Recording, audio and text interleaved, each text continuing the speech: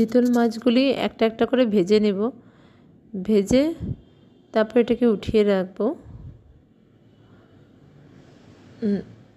ভাজতে থাকলাম। এখন টগরমগর করছে। তারপরে ওটার মধ্যে একটু আলু দিয়ে দিবে, আলুটা ভাজবে, ভেজে উঠিয়ে রাখবে। তারপর ডালের বড়ি দিবে, সেটাও ভেজে উঠিয়ে রাখবে। দেখো লাল লাল করে ভেজে দিয়েছি।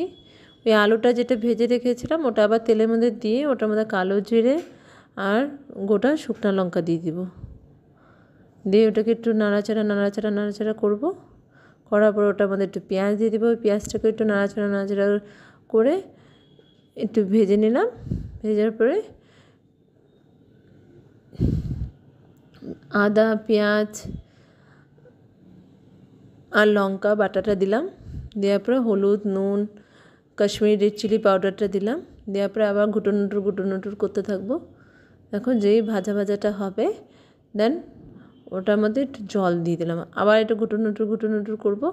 এতে যখন একটু ভালো করে কষে যাবার পরে একটু কাঁচা লঙ্কা যার ঝাল খাওয়ার যেমন ইচ্ছা হলে দিবে, না ইচ্ছা হলে দিবে না।